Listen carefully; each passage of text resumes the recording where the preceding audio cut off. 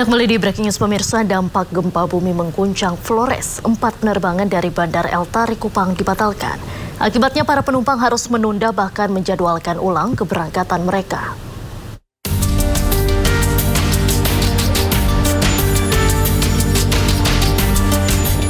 Empat penerbangan dari Bandara El Tari Kupang menuju Pulau Flores hari ini dibatalkan.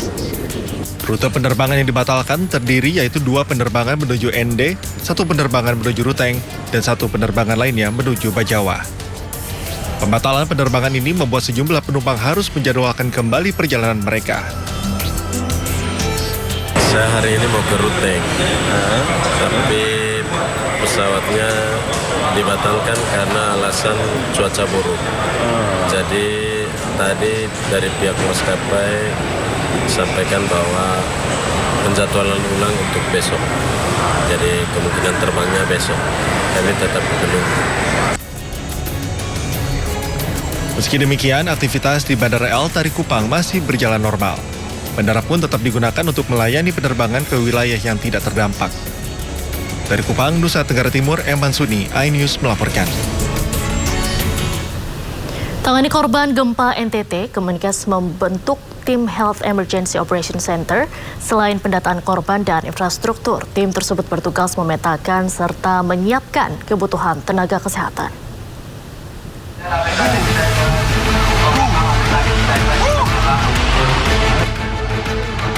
Kementerian Kesehatan bergerak cepat menangani dampak gempa bumi magnitudo 7,7 yang mengguncang kawasan Mbae, Nagekeo, Nusa Tenggara Timur.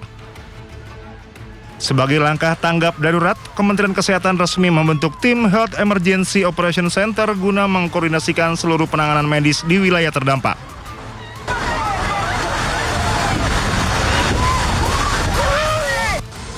Menteri Kesehatan Budi Gunadi Sadikin mengungkapkan keputusan tersebut diambil usai dirinya memimpin rapat koordinasi secara virtual bersama pemangku kepentingan kesehatan setempat pada malam setelah bencana terjadi.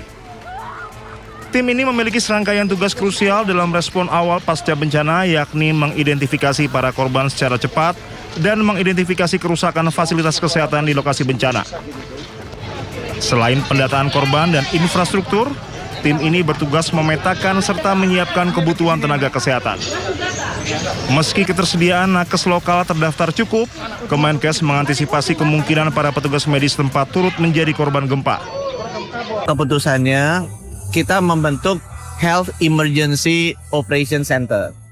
Dibentuk tadi malam, pusatnya sudah, provinsi juga sudah tadi malam, dan di kabupaten kota sudah. Tugasnya dia apa? Tugasnya yang pertama, mengidentifikasi korban-korban yang ada dengan cepat, ya, supaya tiap hari 2 kali sehari kita bisa tahu update-nya. Yang nomor 2, mengidentifikasi fasilitas kesehatan yang rusak. Kemenkes juga telah menerjunkan Emergency Medical Team ke NTT untuk memetakan titik-titik kebutuhan bantuan sebelum menerjunkan para relawan medis secara masif. Tim Liputan iNews melaporkan. Tim gabungan beserta TNI Polri evakuasi 1 korban tertimpa reruntuhan ruang tunggu Pelabuhan Lorensai Maumere akibat gempa 7,7 magnitudo.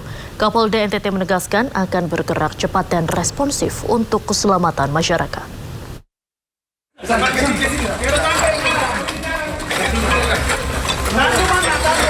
Tim gabungan yang terdiri dari Basarnas, TNI Polri, dan BPBD bergerak cepat melakukan evakuasi terhadap para korban yang tertimpa reruntuhan bangunan ruang tunggu Pelabuhan Lorensai, Maumere, Kabupaten Sika, NTT.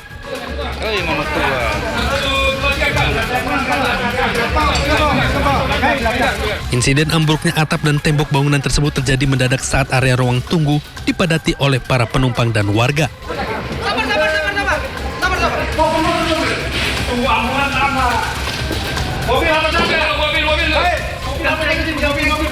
Beberapa korban berhasil dievakuasi dari lokasi kejadian dalam kondisi meninggal dunia dan langsung dilarikan ke Rumah Sakit TC Healers Maumere.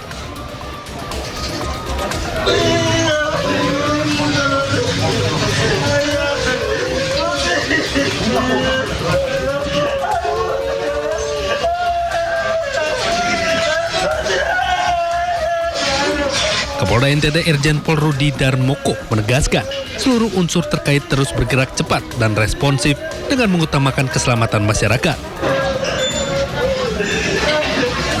Dari unsur Polri, TNI, dari Basarnas maupun BPBD maupun instansi terkait lainnya, kita semua sudah melakukan upaya-upaya SAR, ya, penyelamatan dan pencarian korban dan termasuk evakuasi. Ya, jadi kami sudah mengarahkan seluruh sumber daya yang ada di wilayah masing-masing, baik dari TNI AD, TNI AL maupun Angkatan Udara dan Basarnas serta BPBD. Kita semua sudah melakukan upaya all out semua semaksimal mungkin yang dengan sumber daya yang kita miliki.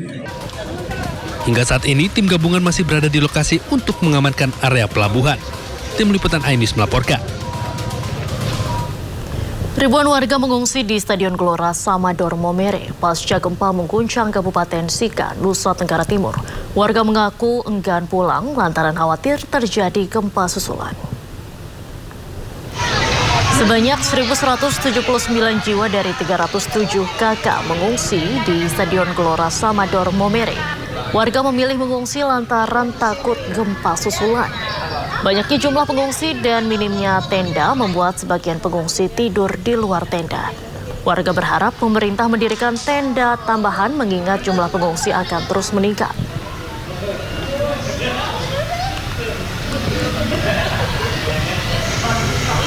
Ribuan warga mengungsi di Stadion Gelora Samador Momere pasca gempa mengguncang Kabupaten Sika, Nusa Tenggara Timur. Pengungsi mengeluhkan kesulitan air bersih untuk kebutuhan sehari-hari. Sebanyak 1.179 jiwa dari 307 kakak mengungsi di Stadion Gelora Samador Momere, NTT. Warga memilih mengungsi lantaran takut terjadinya gempa susulan. Mereka kesulitan pasokan air bersih untuk kebutuhan sehari-hari. Kondisi ini pun menyulitkan para pengungsi, terutama anak-anak dan lansia yang bergantung pada fasilitas umum di posko untuk kebutuhan sanitasi sehari-hari. Tak hanya itu, warga juga mengaku belum mendapatkan bantuan makanan.